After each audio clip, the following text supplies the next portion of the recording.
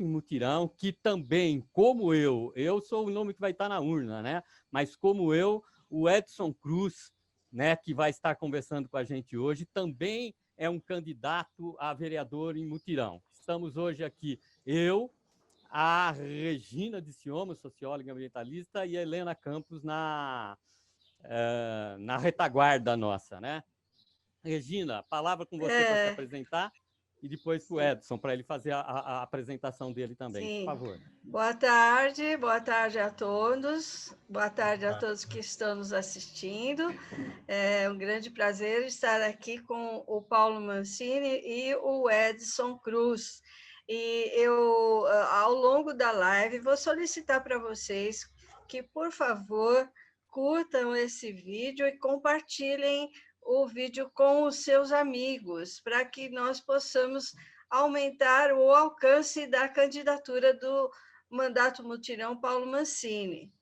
E eu vou pedir ao Edson Cruz para fazer brevemente um resumo da trajetória dele, dos principais fatos da trajetória que ele acha interessante destacar, já que o nome da nossa live é Liberdade Religiosa e Família. Por que você escolheu esse tema, Edson? E o que você gostaria de destacar? Regina, desculpe, Sim. Edson, só um minutinho. Está falando aqui é o Bernardo.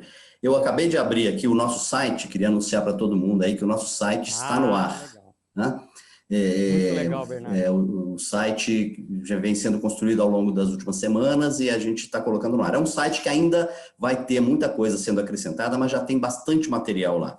E aí eu vou só aproveitar para ler o que está constando lá do Edson, porque o Edson, como um dos nossos vereadores em mutirão, ele está sendo apresentado no site. Então, eu vou falar, depois ele complementa, só para mostrar assim, o que está escrito lá, do Edson Cruz. Bernardo, Oi. Deixa eu aproveitar e te cumprimentar pela lembrança e manifestar para ver quando é bom a gente fazer um mandato em mutirão. Mutirão. Né?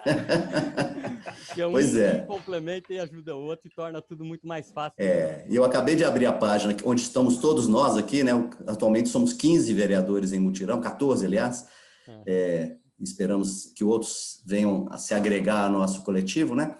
Mas o Edson é advogado, ele é especialista em gestão pública, ele já foi, olha só, vendedor autônomo, auxiliar de escritório, escrevente judiciário e microempresário.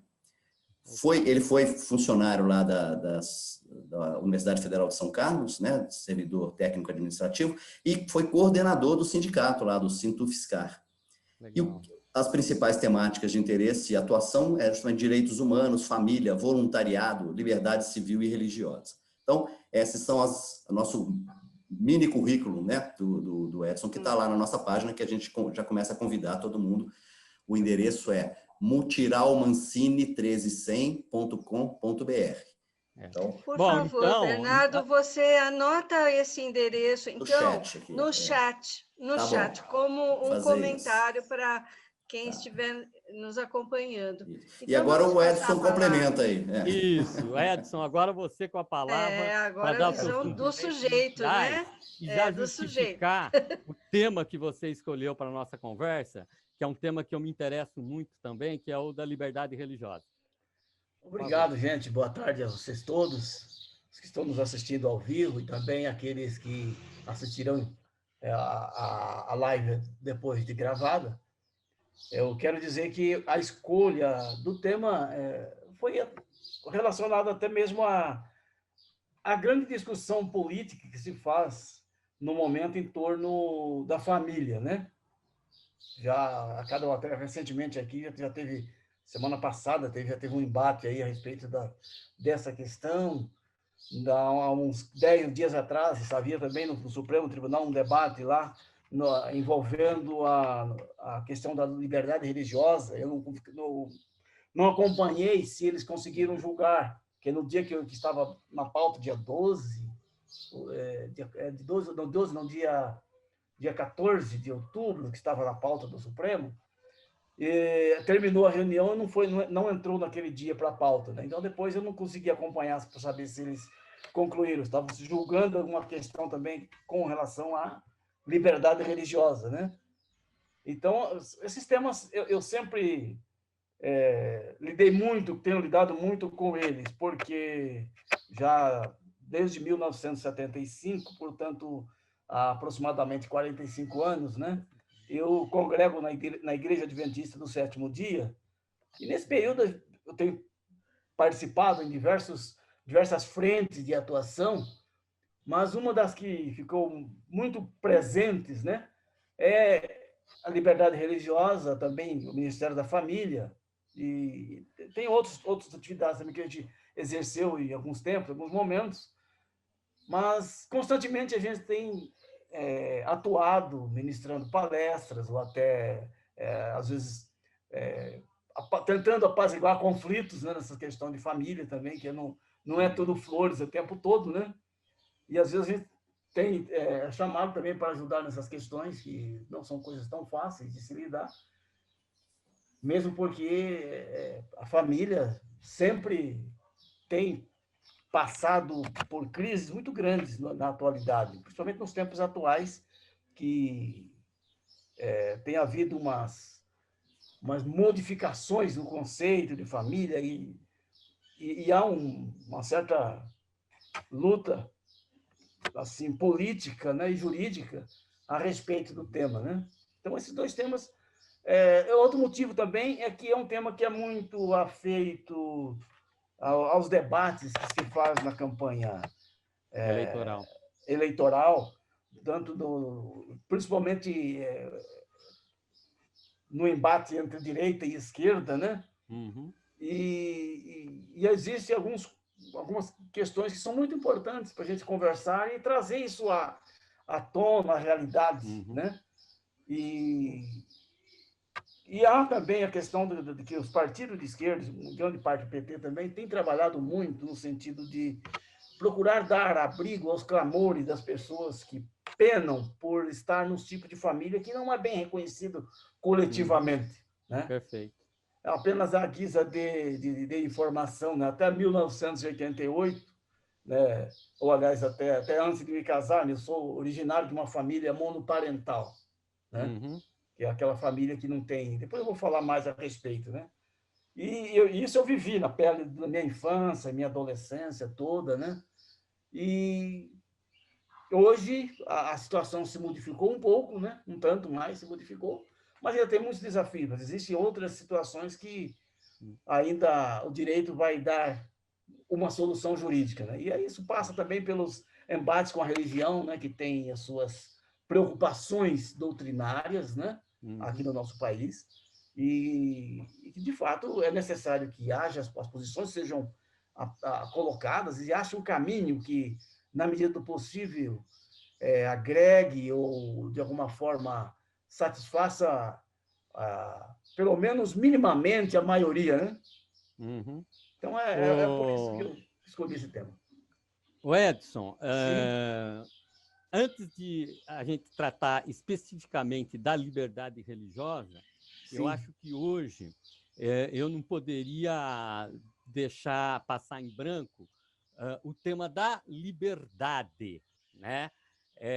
Em função de uma pessoa que está com seus direitos políticos suspensos e de uma forma absolutamente injusta, né? Eu já ouvi de algumas pessoas, teólogos, né, que outro nome que a gente poderia dar a Deus é o do promotor da justiça e do bem, né, de toda a justiça e de todo o bem, né? Então, né, hoje é aniversário do ex-presidente Lula, né?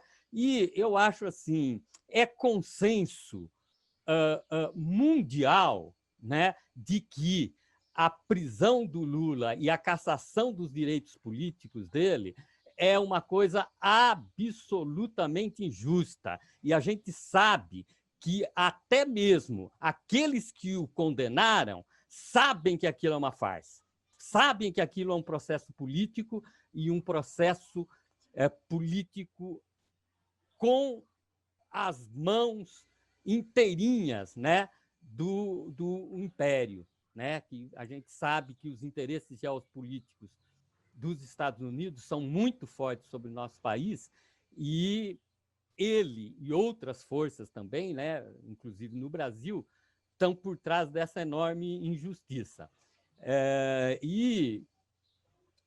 Eu fico, como brasileiro, como membro do Partido dos Trabalhadores, muito feliz que o ex-presidente Lula tem superado toda essa injustiça contra ele de uma forma, assim,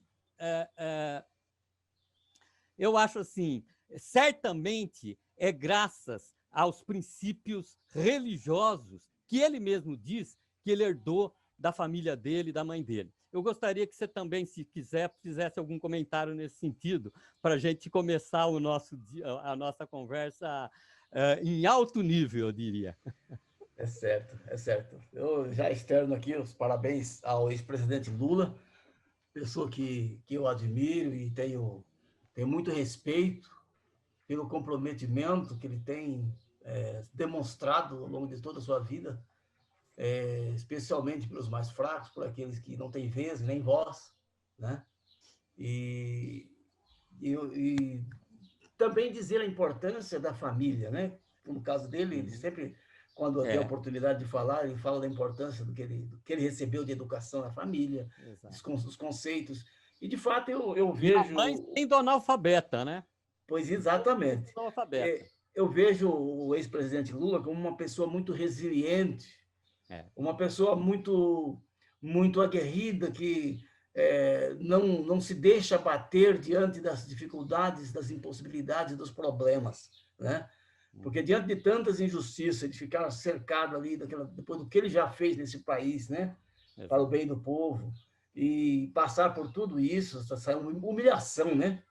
E a pessoa manter-se de cabeça firme, cabeça erguida e lutando, é algo que me deixa bastante admirado e aumenta o respeito que eu tenho pela pessoa dele diante dessa situação, né? E aí você falou, Paulo, na questão da família, né? A família realmente é o alicerce para essas coisas todas, né? E qual que é para você, o Edson, qual que é o fundamento da família? Ou seja, o que fundamenta a família? Qual que é o que seriam os alicerces principais que configura o que a gente pode chamar de família, que a gente sabe que culturalmente pode ser muito diferente dependendo da civilização que a gente pegar, tanto no tempo histórico, como agora no presente, do ponto de vista do locus, da localização cultural ou mesmo geográfica. O que seria esse fundamento? É uma pergunta mesmo de quem tem alguma dúvida, né? De fato, a definição de família não é uma definição fácil. Se formos pegar o conceito de família nas diversas sociedades, a gente vai notar que existem diferenças monumentais, né? E até para a gente ter uma ideia assim, da complexidade, eu estive dando uma rebuscada aqui nas minhas anotações, meus guardados, a respeito do que tem de família no Brasil. E é incrível a gente perceber que a quantidade de modelos de família que existe é bem maior do que a gente possa imaginar, né? Então, no Brasil, são vários tipos de família que existem, mas a gente tem famílias com amparo jurídico legal, apenas 3 modelos que tem amparo legal, né? Uhum. Que, no caso, a gente tem ali a família, que você me fala patriarcal, que já vem de muito tempo, ainda existe muito da família patriarcal no Brasil, está em questionamento, e talvez até esse questionamento da família patriarcal traz nesse questionamento, traz uma consequência da violência doméstica contra a mulher. Porque o papel da mulher na sociedade está se redefinindo, já se redefiniu bastante no último século passado, né?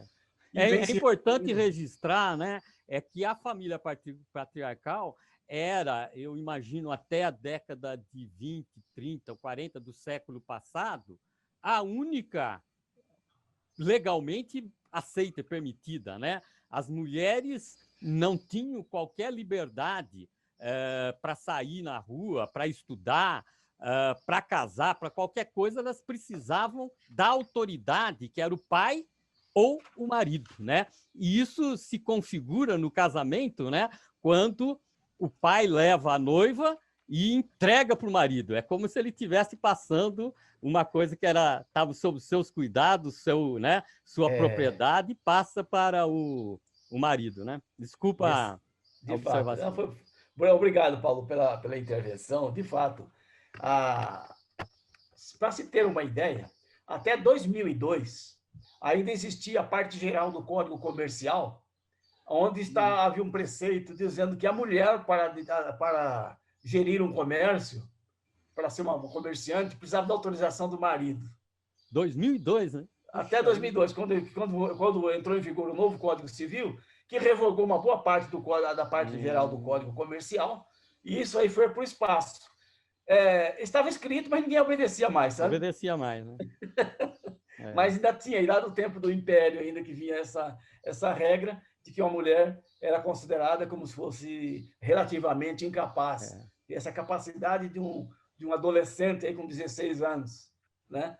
A mulher, mãe de família, já com toda a experiência e vivência, né? Tinha esse resquício. Eu lembro que eu fui atrás da certidão de casamento dos meus avós, e aí teve um problema, porque quando a minha avó casou com meu avô, o pai dela já era falecido. Aí teve um problema todo que ser resolvido, porque ela não tinha o pai para autorizar que ela casasse com o meu avô. Era uma coisa... De fato. Então, são situações que a gente vê desse jeito. Então, a família patriarcal, ela veio até uma boa parte do século XX, né? E ficou alguma coisa até 2020, até 2002, né? Foi quando foi derrogado esse artigo, mas ainda na sociedade, no imaginário coletivo, e ainda existe muito desse sentimento, dessas situações, desse conceito arraigado na vida, né? Quando o marido se acha soberano sobre a mulher e os filhos, né? E às vezes, infelizmente, de forma abusiva até, né? Então, aí é onde que há as dificuldades, os conflitos, né? E as outras duas formas de família que são amparadas pela lei, quais que são? A união estável, certo, ou informal, né? Que isso começa agora, veio à tona, assim, de uma forma mais expressa a nível constitucional, em 1988, na Constituição Federal, né? Artigo 226, que fala ali sobre a família. E então esse tipo aí que entrou, né? E a família monoparental, que sempre existiu, mas também não tinha muito amparo. Qual que é a família monoparental? É a família que tem só a mãe com os filhos, ou só o pai com os filhos, certo? Sim. Derivado, talvez, de um divórcio, de uma viuvez, ou derivado de um relacionamento que não deu para progredir, né? E acabou ficando separado o casal, sem avançar para conviver ou para morar juntos, né? Então, interessante. Essa família monoparental é a família da qual eu pertenci quando criança, né? Porque a minha mãe criou a mim e meus irmãos sozinha. Quantos irmãos? 6, nós somos 6 ao todo, né? Somos 6. Então, ela que batalhava, então eu tive que começar a trabalhar cedo, né? E você é natural de onde, Edson? Eu sou natural de Olímpia, aqui no estado de São Paulo. Olímpia, é verdade. Isso, mas quando eu tinha 10 meses de idade, me arrastaram para o sertão do Mato Grosso. Opa! E eu fiquei lá na selva, na região. Foi um lugar muito feliz, morando no sítio, lá com o meu avô. O seu avô. Depois mudei para Cuiabá, né? Já para morar com a minha mãe em Cuiabá, que ela estava trabalhando. Ficamos lá, fiquei de lá em Cuiabá, acho que dos 10 até os 21 anos, 22 anos. Aí, quando fiz 22 para 23 anos, eu já casado, fui embora para Rondônia. Morei 10 anos em Rondônia e depois vim para São Carlos. Essa foi a minha trajetória de moradias. Muito viajado, né? Ao longo da vida, né? Então, essa família monoparental, ela é uma família muito questionada. Hoje ela é mais aceita. Inclusive, não necessariamente é o pai ou a mãe, né? Pode ser avô, pode ser algum tio, né? Esses aí já entram no outro modelo de família, outro modelo, que a gente ainda vai falar, né? Tá. E já entra no outro modelo de família, né? Aí chegou os 3 tipos de família que têm amparo expressamente no direito positivo brasileiro, são esses, que é a família tradicional, que vem de um casamento civil, tipo assim, ou seja, ela patriarcal, ou ainda que esteja em questionamento por causa dos direitos da mulher. Então, mas ali acaba se juntando no mesmo conceito, né? E a família derivada de união estável ou informal e a família monoparental, né? Esses 3. Agora vou entrar para os grupos de famílias que não têm amparo, no direito positivado, que aí está sendo construído nos tribunais e começam os escritórios de advocacia. Os advogados pegam esses problemas e vão encaminhando, aí uma hora resolve, né? Mas às vezes demora muitos anos para se resolver, né? Então aí teria então a família homoafetiva, né? Sim. Que é aquela formada por casais do mesmo sexo, né? Seja por homens ou por mulheres, né? Isso hoje está lastreado a união homoafetiva, hoje está lastreado numa decisão do Supremo Tribunal Federal. Dos tribunais, né? Só isso. Ainda não se resolveu de uma forma. Existe eu entendo que existe um determinado equívoco, tanto do pessoal que milita no movimento gay, como até mesmo dos partidos que encampam essa ideia, de fazer um enfrentamento religioso nessa questão. Sim. E sempre sai derrotado, porque já há mais de 30 anos eu percebo que no Congresso Nacional, a bancada religiosa, que aí junta evangélicos, católicos, espíritas, e vai. E aí isso é um bloco muito forte que não se rompe, né? E muitas vezes existe até algum temor da parte deles. Eu digo porque eu ouço muitas vezes colocações do pastor Silas Malafaia, que é o mais evidente, né, na defesa dessa questão família, né? No Brasil. E o embate que se tem maior dele, como também da maior parte dos líderes religiosos, mais do conceito positivo da Bíblia, né, seguindo ali os conceitos de família que estão na Bíblia, é aquela preocupação de eles serem obrigados a efetuar um casamento que não está de acordo com a palavra, com a Bíblia. Então, aí, essa que é a situação que faz com que haja tremenda resistência para isso. Mas o casamento civil, para que os homossexuais, né, de várias matizes, para fazer o casamento civil, o Supremo já resolveu isso civilmente, né? Mas aí, quer dizer, precisaria ter um suporte legal dizendo que não haverá celebração religiosa de casamento homoafetivo sem o interesse da comunidade, da congregação. Claro, então, é esse que eu vejo o grande equívoco que se debate sobre esse assunto. Eu acho que isso, Edson, não sei se você concorda comigo, mas a minha visão é o seguinte: isso foi resolvido lá com a Constituição da República, quando houve a separação entre o Estado e a religião, que criou o Estado laico, né? Nesse afã também de ir atrás dos meus antepassados, eu descobri que os meus avós, eu obtive a certidão de casamento deles no civil e no religioso. Duas coisas diferentes. Uma eu obtive no cartório e a outra eu obtive no arquivo diocesano, que eles casaram na catedral aqui e tal. Quando eu fui pegar dos meus bisavós, eu fui no cartório de Capivari, que eles devem ter casado lá. Aí eu dei mais ou menos o ano que eles devem ter casado, e eles falaram, olha, desculpe, mas nessa época não tinha registro civil de casamento. Só tinha casamento religioso. Só tinha no religioso. Entendeu? E ainda não fui pegar, mas tem que ver nos arquivos diocesanos de Piracicaba. Né? Ou seja, isso foi resolvido. É um falso problema, como você está dizendo. Isso já foi resolvido há muito tempo. Né? Cada igreja que resolva isso por si. Se ela quiser celebrar, o problema é dela. Se ela não quiser celebrar, o problema é dela também. Exato. Uma preocupação que eles têm é que, se colocar como obrigação, isso não pode. Eles neguem para alguém que queira fazer esse casamento e viu por mandado de segurança eles serem obrigados a fazer. E já ouvi muitos ministros falando dessa situação. Aí essa aqui é a preocupação que eles têm, né? Porque se regulamentar sem fazer essa ressalva, pode acontecer, porque o direito não tem, assim, ele acaba ficando aberto, a situação pode ir para esse lado. Pode enfrentar.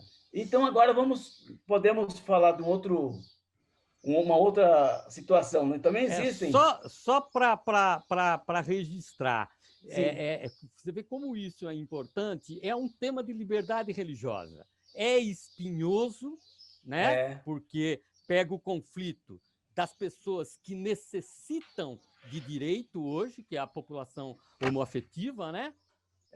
Com o tema religioso. Né? Agora, é óbvio que um grupo religioso ele tem que ter a liberdade de celebrar o que ele quiser e não celebrar o que ele não quer celebrar. É óbvio, né? Exatamente. Exatamente. Então, essa questão ainda vai demorar algum tempo para ser resolvida da forma que porventura, o Congresso Nacional achar mais adequada, né? Eu acredito que não se resolve tão logo isso aí. Né? E também existem famílias paralelas ou simultâneas. Aquela família do caixeiro viajante, por exemplo, né? Que tem a matriz e a filial em outra cidade. Sim, é muito comum acontecer isso, mas nessas hipóteses, o motorista de viajante, que a gente tem um canto.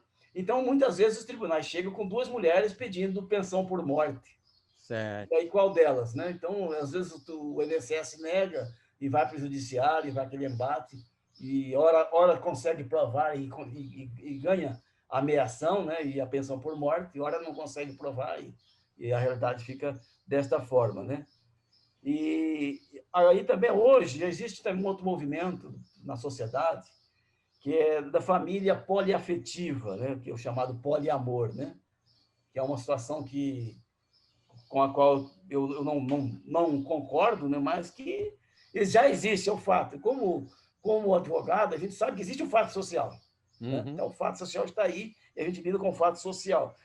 Você pode explicar melhor isso? Sim, que ao invés de ser casal, então, às vezes, é trisal, ou 4 ou 5 pessoas, convivendo no mesmo teto, e como casais, tipo casais coletivos, né?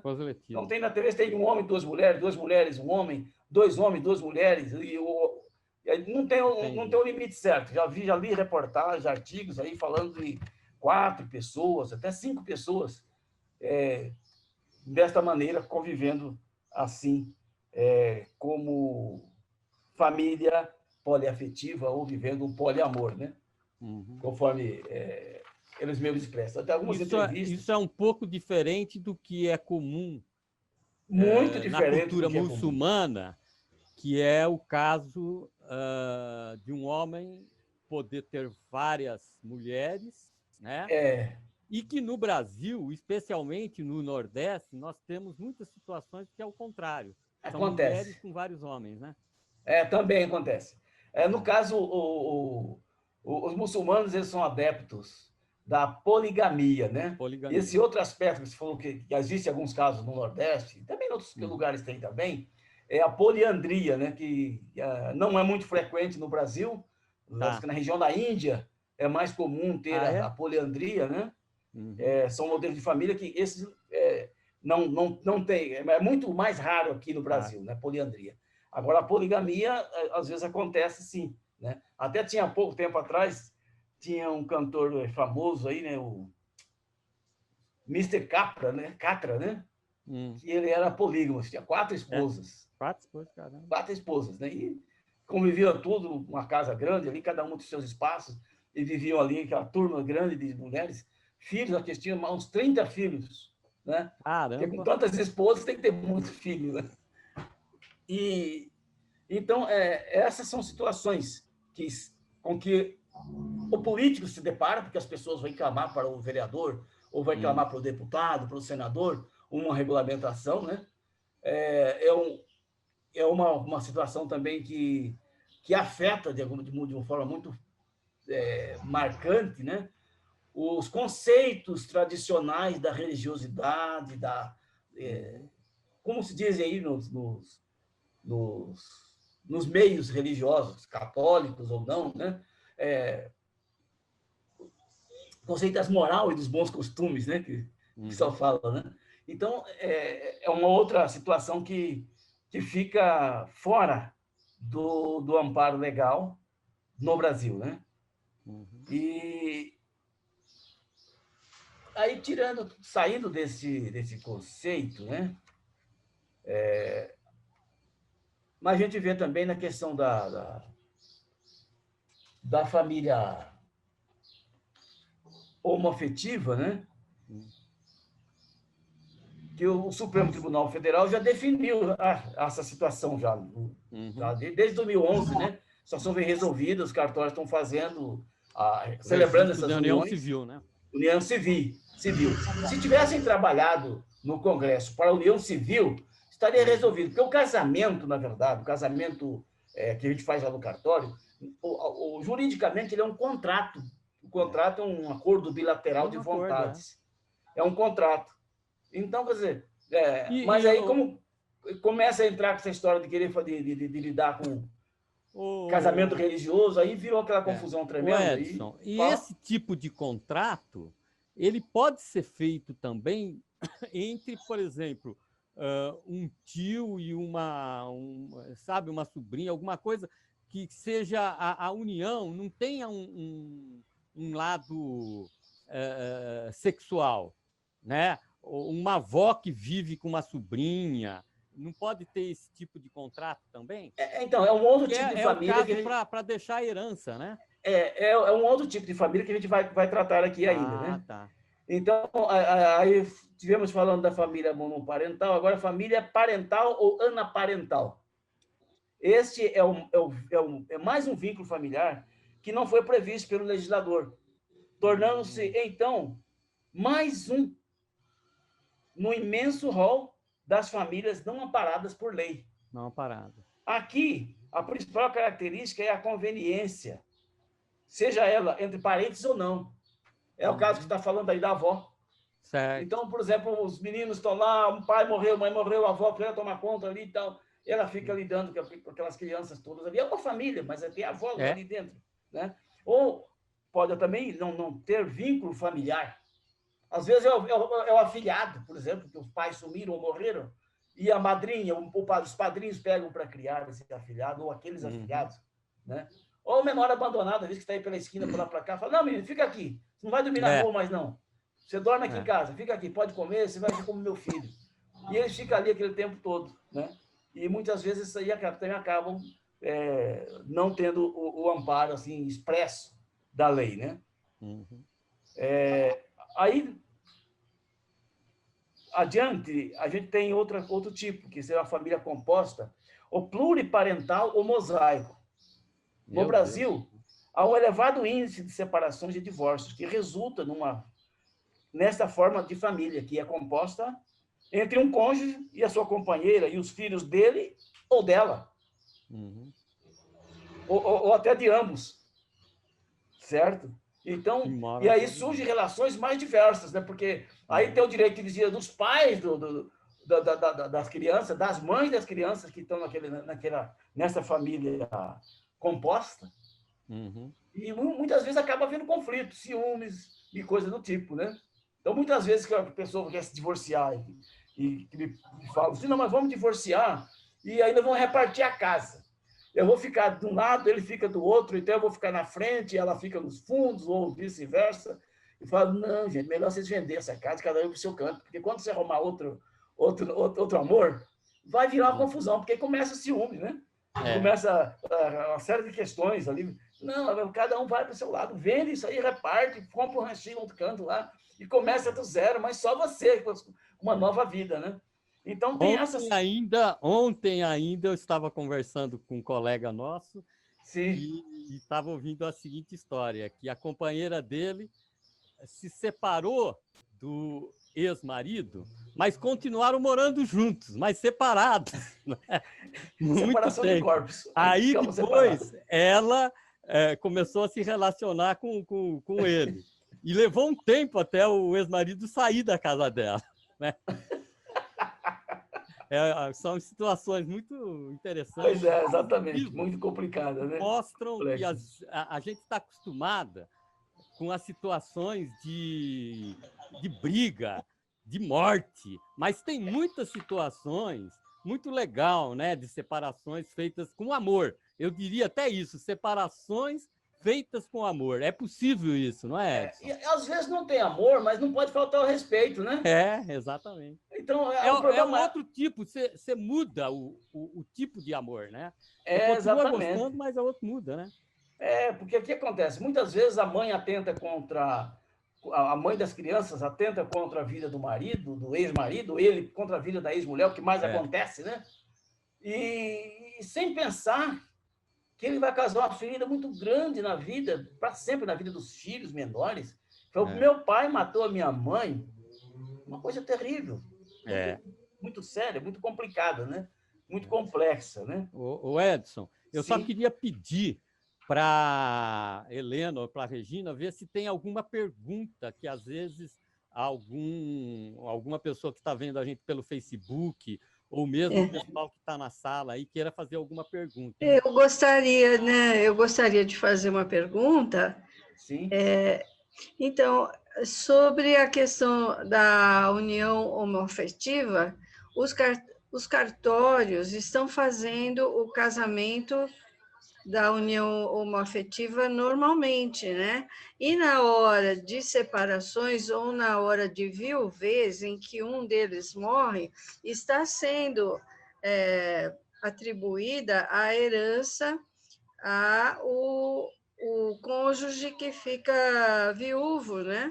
Ou, no caso também de separação, está a justiça atribuindo a pensão alimentícia para aquele que não tem a renda suficiente. Então, eu queria que você falasse, então, não há a legislação, mas esses casos todos, né, a efetivação do casamento, o caso da viuvez, o caso da separação, são reconhecidos da mesma forma que a família tradicional, né? Já está sendo efetivado, né?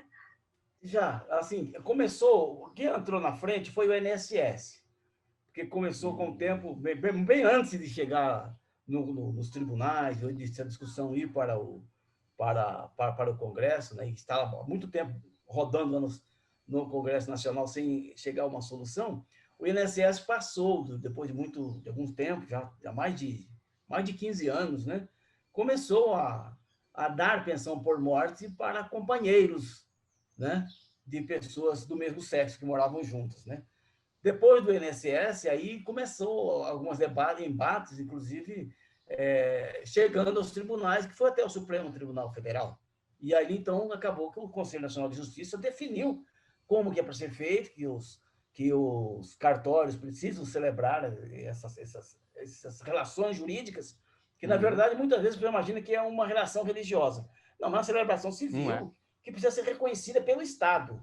O Estado é laico, né? Então o Estado resolve a situação. das pessoas sem fazer juízo de valor a Sim. respeito de questões morais ou religiosas. Né? O Estado é o Estado, ele é o Estado do crente, do não crente, do religioso, do não religioso, é para todos. Mas o senhor disse que falta a legislação? Falta a lei, ainda falta a lei expressa do Congresso Nacional.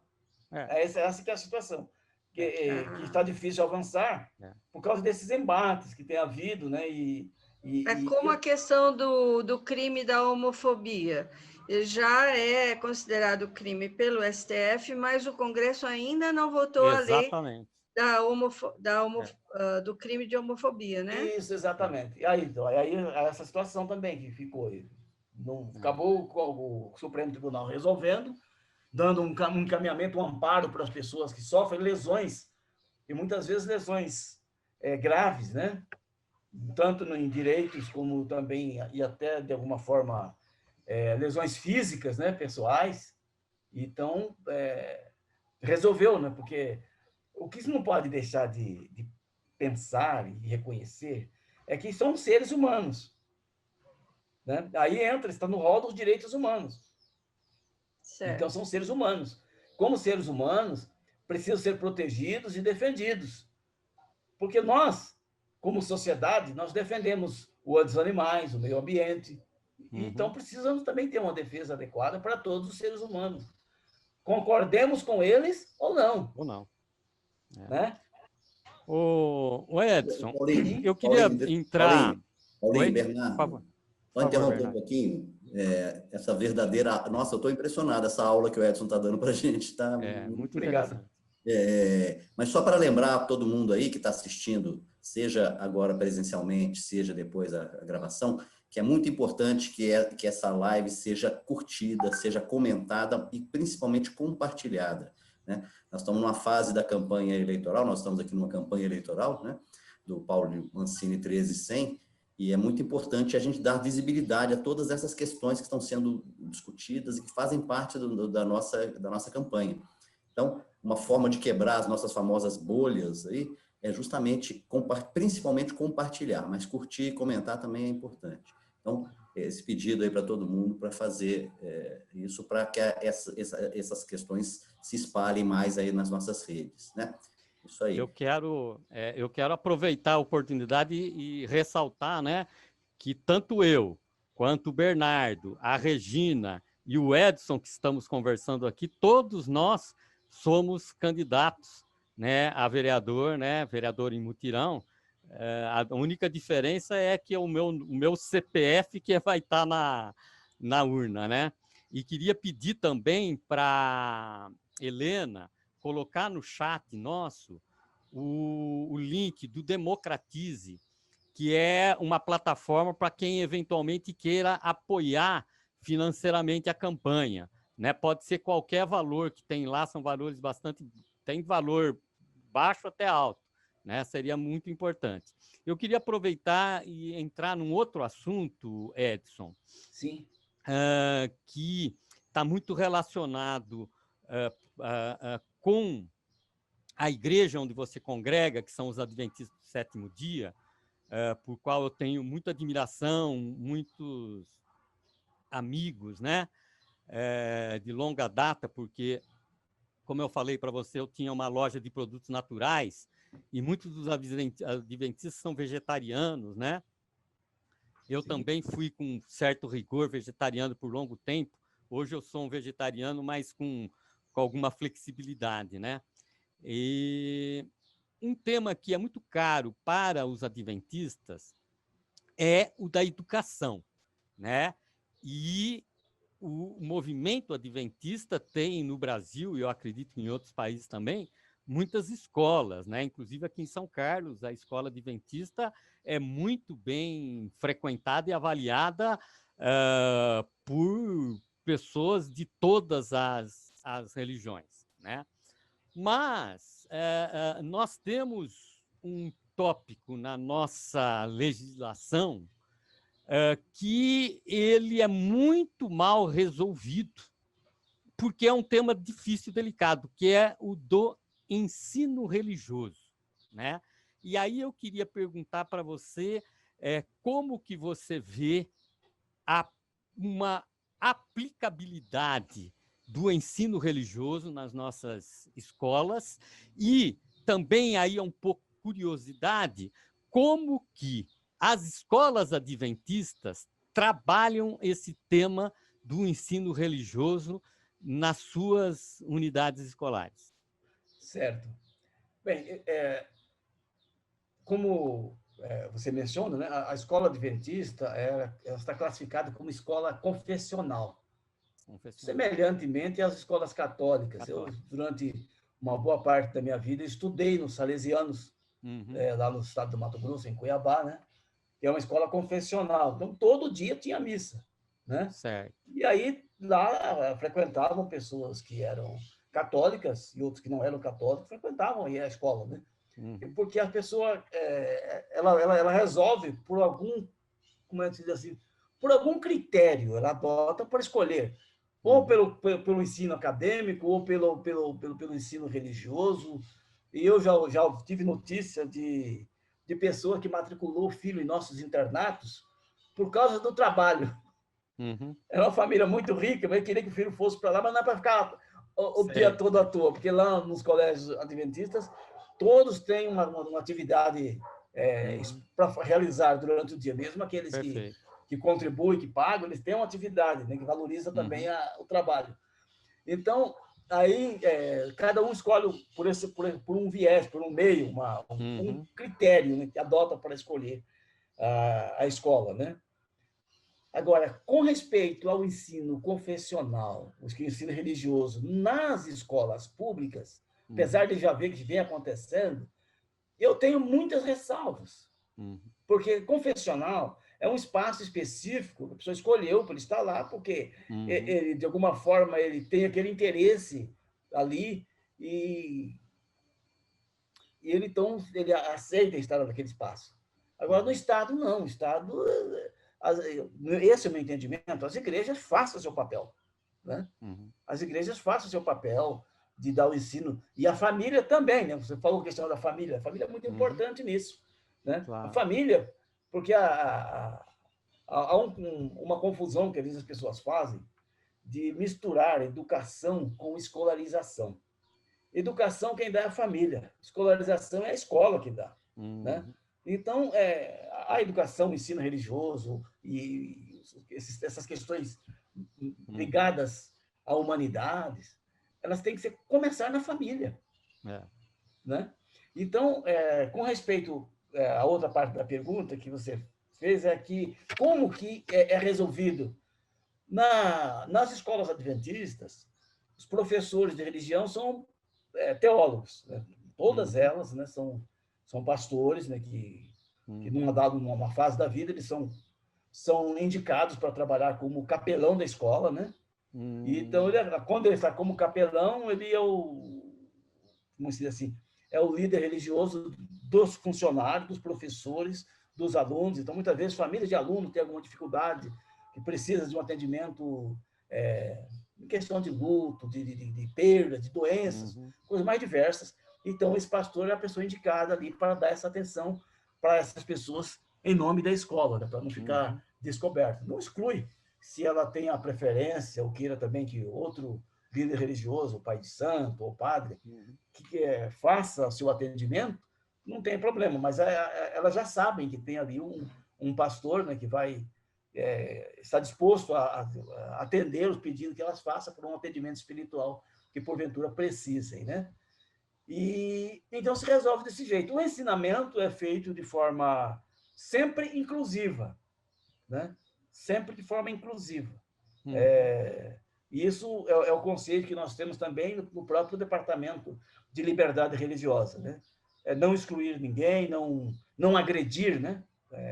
Evitar sempre a não agressão, seja de qualquer forma, verbal, deixar as pessoas livres para elas decidirem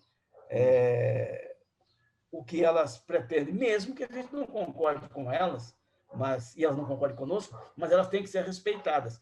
E se elas forem machucadas, se a gente estiver perto, a nossa obrigação é ajudar a socorrer, a defender, né? Esse é o ensinamento que que a igreja passa para os seus membros, os seus departamentos todos, no mundo inteiro, né? Não é só aqui, mas no mundo inteiro. É uma temática que está mais expressa na parte que eu estiver falando especificamente sobre a liberdade religiosa. Existem mais 2 tipos de famílias, 3 tipos que seriam a gente falar, esses já introduzidos pelo Estatuto da Criança e do Adolescente, que é a família natural, né? Que é a família onde a criança nasce, a pessoa nasce. A família extensa ou ampliada é a família, o conjunto de ancestrais onde ela nasceu, a criança. Como é o Estatuto da Criança, estou falando sempre do ponto de vista de criança, né? Aí vem tios, vem as avós, que estende a família. Então, quando o juiz ou o psicólogo forense não consegue resolver com o pai e a mãe os problemas que porventura tenham, então eles procuram ajuda primeiramente com a família estendida ou ampliada. Então ele vai para os tios, avós, para poder dar um amparo para esta criança, né?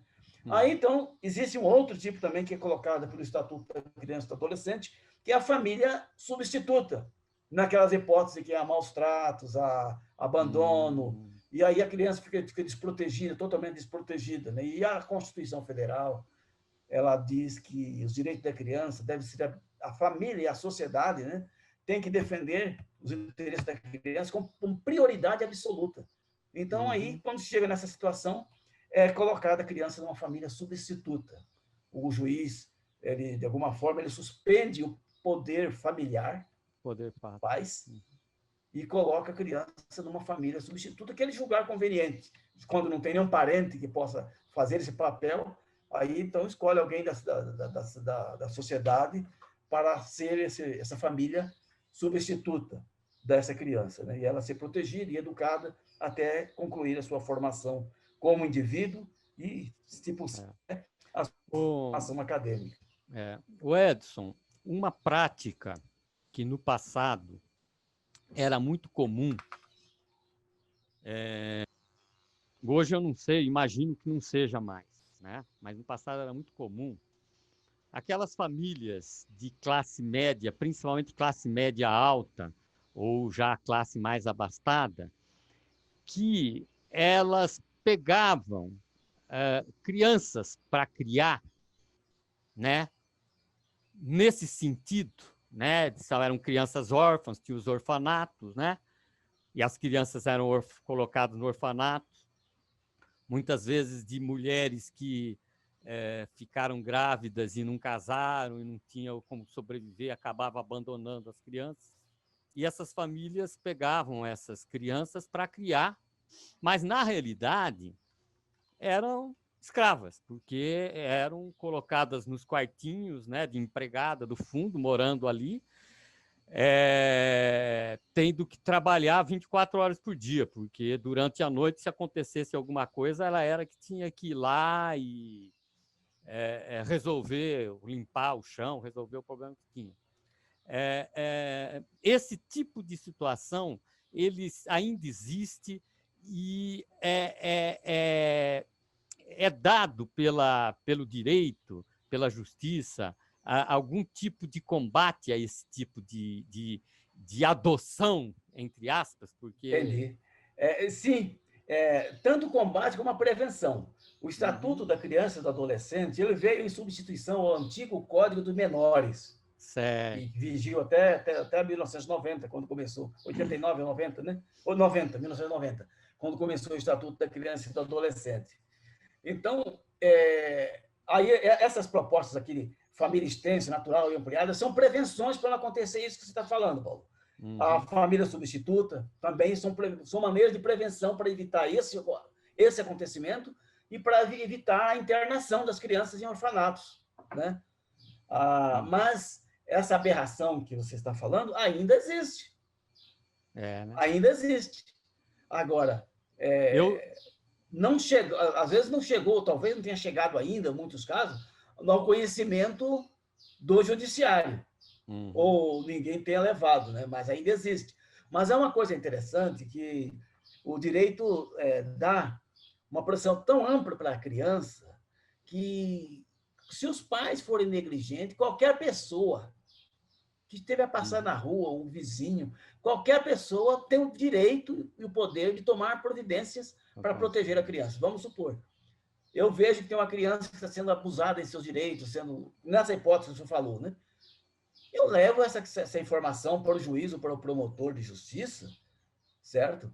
E eu tenho legitimidade para tomar as providências judiciais, mesmo não sendo advogado, né? Contratar advogado, tomar as providências que seja, porque a lei dá esse direito a qualquer cidadão tomar essa providência. Então, aumentou o leque de proteção para as crianças. Mas, mesmo assim, passa alguma coisa que ainda deve ter, talvez em regiões remotas, né? Essas situações, né? Que você Recentemente, inclusive, houve uma polêmica em relação a uma criança, eu acho que de origem indígena, né? Que a atual ministra dos Direitos Humanos, a Damares, né, adotou, né? Houve algum questionamento nesse sentido, mas que parece que, felizmente, não se confirmou né, de ser alguma coisa de forma criminosa ou ilegal, né? Eu vi alguma coisa a respeito disso aí. Realmente houve mas parece que não chegou não a confirmar, né? O que eu consegui entender é que houve essa acusação toda, mas parece-me que ela não era uma pessoa que cuidava mal dessa moça. Esta moça, né, ele continua chamando-a de mãe, morando com ela. Então, acredito que depois que chega a 15 anos, dificilmente a pessoa continua, né? Porque pode desaparecer, ir embora, procurar outro tipo de vida, eu tive o depoimento de uma professora aqui de São Carlos, de uma escola onde a filha dela estudou. Sim. E o depoimento dessa professora não foi muito bom, não, em relação a Damares. Não foi muito bom, não. Eu sei. Nem lembro o nome, na realidade, nem daria para dar nomes, não quero dar nomes, mas se eu quisesse dar, também nem lembro. Mas eu lembro que não foram depoimentos muito bons, assim, em relação do comportamento da Damares em relação à filha. Mas o fato é que, realmente, efetivamente, não se comprovou nada. O Edson, eu sei que a sua condição de participante do mutirão fundamentalmente como cidadão, né? Sim. Mas eu queria aproveitar a sua condição de membro da Igreja Adventista do Sétimo Dia para colocar um tema que é polêmico. E eu mesmo já, por algumas épocas, eu enfrentei essa situação com muito mais curiosidade, interesse, né? Preocupação. Hoje, para mim, eu pessoalmente tenho isso muito bem resolvido. Mas a polêmica de os adventistas, e você me corrija se eu formular as coisas de uma forma errada, eles não aceitarem a teoria da evolução de Darwin e insistirem, né, pregarem o que a gente chama de criacionismo e opondo o criacionismo à teoria da evolução. Eu gostaria que você desse a sua visão sobre isso e depois eu comento um pouco como que eu vejo esse tema. Certo. Com respeito a essa temática, eu tenho conhecimento dela pelas exposições que eu tenho ouvido, mas existem outras pessoas muito mais capacitadas para lidar. Dr. Rodrigo Silva, né? Dr. Naor, aqui de São Carlos também. Dr. Naor. Dr. Naor Neves de Souza, né? Que é geólogo, né? Ele é bem capacitado para lidar com esses assuntos de ciência e religião, né? A questão do criacionismo está relacionado a nosso apego e fidelidade ao texto bíblico. E temos como sendo uma das maneiras, não a única, de entender e explicar a questão do surgimento da Terra, né? Então, É uma das maneiras. Como a teoria da evolução também é uma das maneiras. Sim, ela é um modelo teórico que se trabalha, mas que acaba não se resolvendo bem todas as questões que chegam, né? Inclusive, apesar de se trabalhar em hipóteses, né, se você calcular estatisticamente a probabilidade de nós desmancharmos, por exemplo, uma coisa bem simples que nós temos aqui, simples para quem sabe, para mim é complexo, né? Desmancharmos um relógio mecânico, né, desses que só funciona com a corda, né? Desmancharmos, tirar todas aquelas peças dele e a gente pegar assim, passar de avião e jogar por cima num pasto. Quanto tempo vai demorar para essas peças se juntarem e formar um relógio? Então, a teoria da evolução não responde isso. Você põe isso na estatística, eu não sei quanto vai dar. Porque, primeiro, que eu não sei exatamente quantas peças tem o relógio. Mas a probabilidade de se resolver é muito menor do que a possibilidade da teoria da evolução explicar de forma mais precisa do que isso como que um grupo de átomos, né, e se transformaram em bactérias, e foi, não, é bem complexo. O que eu tenho a dizer, Edson, é assim: eu aprendi muito lendo né, adventistas contestando a teoria da evolução. E o que eu tenho a dizer a favor da teoria da evolução é exatamente o que ela é. É uma teoria, né? A ciência, a boa ciência, ela nunca afirma nada com uma certeza absoluta, né? De fato. E o que eu vejo como biólogo, eu sou biólogo, é que realmente tem muita coisa dentro do sistema vivo, dentro da existência dos seres vivos, que são muito difíceis de explicar à luz da teoria da evolução. A teoria da evolução é uma boa teoria, ela explica muita coisa, mas tem muitos fatos biológicos que ela não consegue explicar.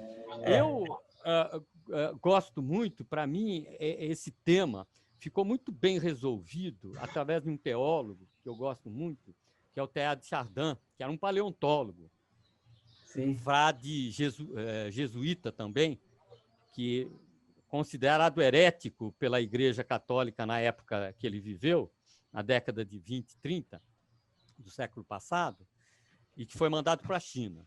E, resumindo bem concretamente assim, o que ele fala é o seguinte: Deus não criou o mundo. Então, fala, um teólogo falou isso. Fala, Deus não criou o mundo. Deus está criando o mundo. Ou seja, a criação não acabou, né? E nós, seres humanos, somos co-artífices dessa criação. Todos os seres vivos são criadores, mas é inegável, mesmo para mim, que considero, de certa forma, um biocêntrico, né? Não antropocêntrico, mas biocêntrico, é inegável que nós temos uma capacidade diferenciada dos outros seres vivos e talvez com mais responsabilidade diante da criação, né? Então, o Teilhard de Chardin que me ajudou a solucionar essa questão, né? Então, o mundo está em criação, né? E aí, Paulo, quando você fala isso, você vai bem em cima da questão mesmo da criação do homem, né? Quando vê na Bíblia, fala assim, o homem foi criado à imagem e semelhança de Deus. E aí a gente começa a olhar na natureza, são poucos os seres vivos que têm capacidade criativa como o homem tem. Né? Aí você vê o macaco, ele consegue produzir ferramentas. Um dia desse eu estava vendo um documentário do corvo, né? Que ele também consegue algumas ferramentas, ele consegue dar um jeito de resolver algumas questões complexas, né? E aí tem outros animais, alguns animais têm algum tipo de... até aprender algumas coisas, né? Macacos aprenderem algum vocabulário, né? Então, são situações que existem. Mas essa capacidade criativa diferenciada é só o ser humano que tem. Né? Então, quer dizer, de fato, e a gente quando a gente olha para a história do mundo, a gente percebe que o mundo está se transformando, de alguma forma, com o próprio direito, o poder que o homem deu, que Deus deu para o homem transformar as coisas. A diferença é que o homem não consegue criar coisas do nada, né? Sempre a gente precisa partir de algo que já existe para transformar, né? Gente, eu gostaria, desculpe interromper esse alto nível de debate, Paulo, eu preciso te lembrar que são 6h10, tá? Ah, Maria! O papo é tão gostoso que eu queria fazer uma última... Tem pergunta, Paulo, e tem pergunta, então faz as perguntas. Tá? Tem pergunta. Então vamos lá. E aí tem uma pergunta aqui de uma pessoa que pediu para o Edson falar sobre o pai ou mãe afetivos. Eu não entendi se ela quer dizer a Ana Clara Mello, se ela quer dizer o pai ou a mãe homoafetivos, porque ela pôs só afetivos. Eu compreendi a pergunta. Aí existe também a questão dos pais afetivos. O que são pais afetivos? Pais afetivos são aquelas pessoas, por exemplo, que são padrastos. Ou então, pessoas que criam a mesma pessoa. Sim, aquela família que resolve... Não tem uma relação de sangue, né? Não tem relação de sangue, às vezes não tem nem adoção, né?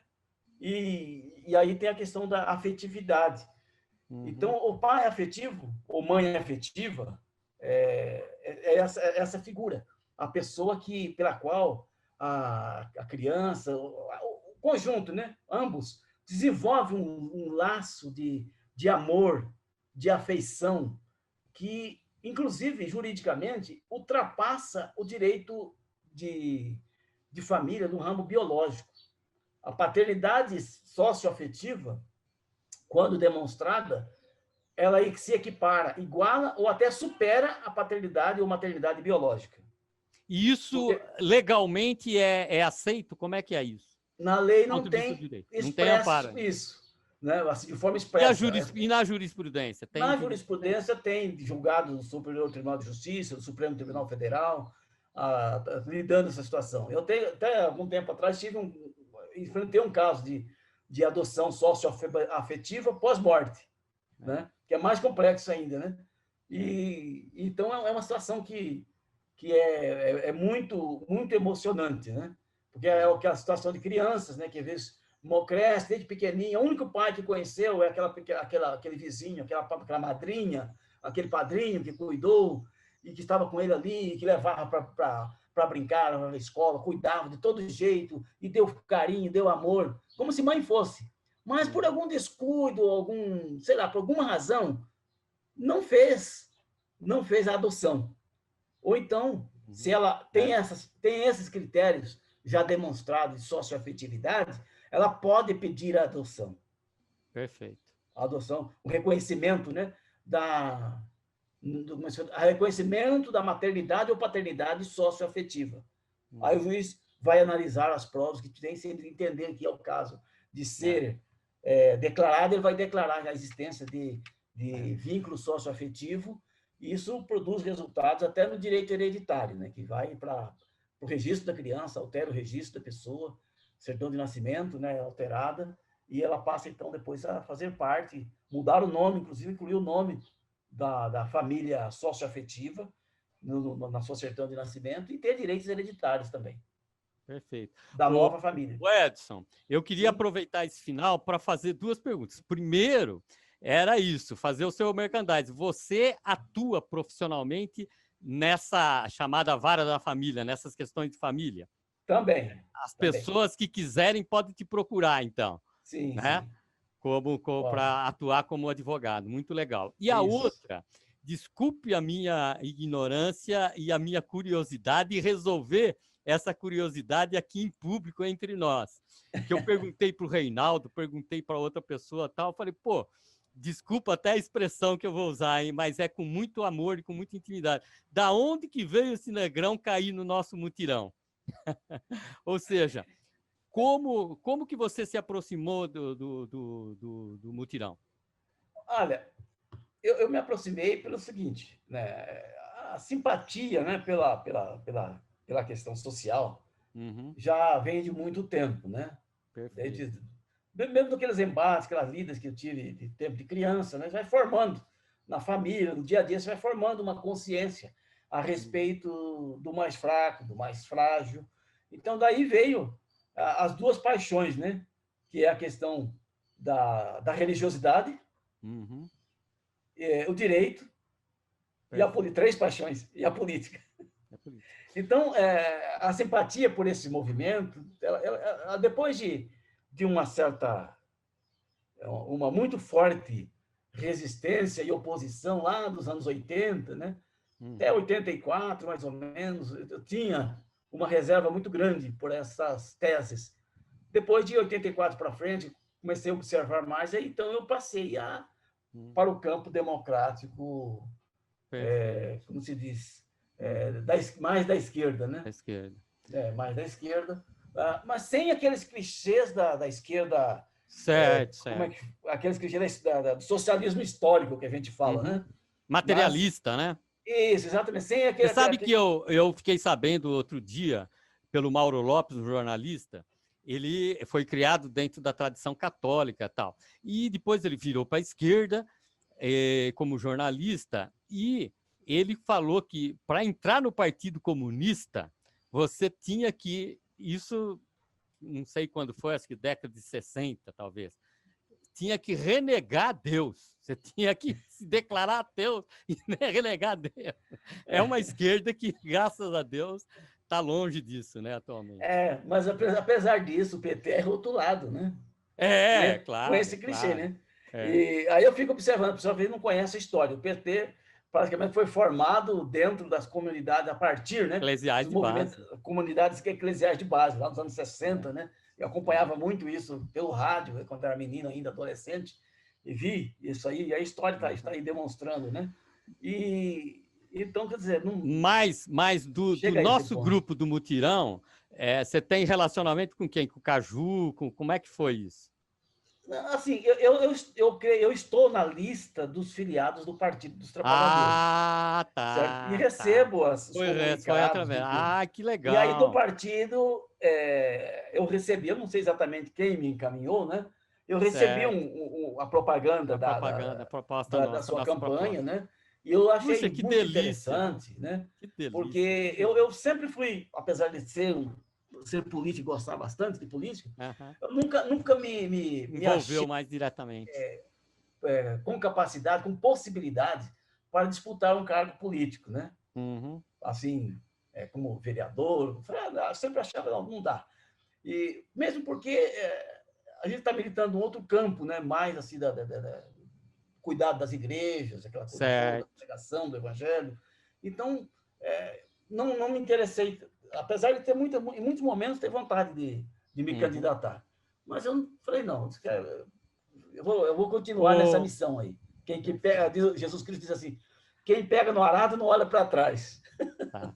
O Edson, apesar de o nosso movimento ser laico, se não for desonroso para você, se não, né, eu gostaria de a gente terminar essa live você fazendo uma oração para a gente, né? Eu sei que você pastoreia uma comunidade e tal, e eu, sinceramente, eu me sentiria muito honrado se a gente pudesse terminar essa live com você fazendo uma oração para a gente. Com todo prazer. E, inclusive, era meu propósito, sim, desde que começamos, que legal. fazer uma oração. No começo, nós fomos conversando e eu acabei atropelando e não chamei no começo, mas tinha esse plano. Foi muito bom você lembrar. Foi legal. Por Deus. Foi por Deus essa lembrança. Viu? Perfeito. A gente pode ser agora, que nós já chegamos. Pode ser. Já não tem mais perguntas, né? E o tempo também já não tem mais. Então vamos orar. A gente inclina já estamos na eternidade. Vamos orar. Grandioso Deus, nosso bom Pai, Criador, mantenedor e nosso Salvador, nós te imploramos nesta hora que aceite a nossa gratidão por tudo que tens feito por nós, pelo caminho que nos conduziste até chegarmos aqui, pelas possibilidades que tens aberto para as nossas vidas e pelo que tem nos permitido fazer na sociedade, na família, na igreja, em todos os lugares por onde nós temos passado, Pai. Sabemos que o que fazemos vem da inspiração do Teu Espírito para nós. E nós te imploramos, Pai Santo, nesta hora, que Tu ilumines a cada um de nós e a cada pessoa que esteja assistindo esta live, ou que venha assistir posteriormente. Ilumine e resolva suas dificuldades mais íntimas, mais difíceis. Tu conheces a necessidade de cada um de nós.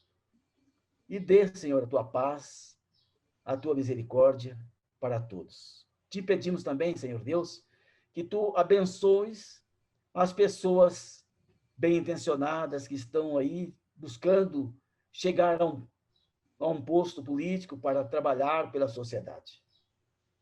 Que Tu ilumines e que, se for da Tua vontade, nós entregamos em Tuas mãos essa proposta de trabalho que temos participado aqui junto com o Paulo Mancini e outros companheiros.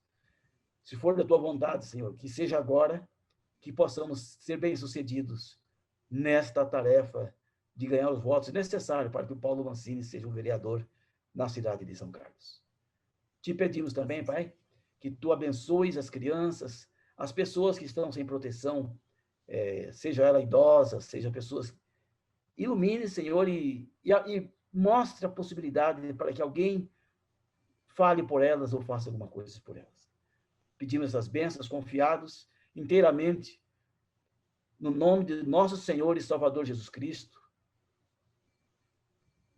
que nasceu, viveu e morreu pelos nossos pecados, ressuscitou dos mortos e está à destra de Deus Todo-Poderoso.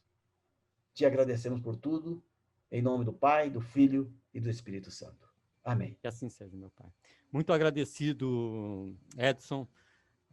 Uma boa noite para todas e todos e até quinta-feira. Fique com Deus. Até quinta-feira. Obrigado, Edson. Obrigado a todos. Boa noite. Obrigado. Vocês também. Obrigado. Boa noite, viu?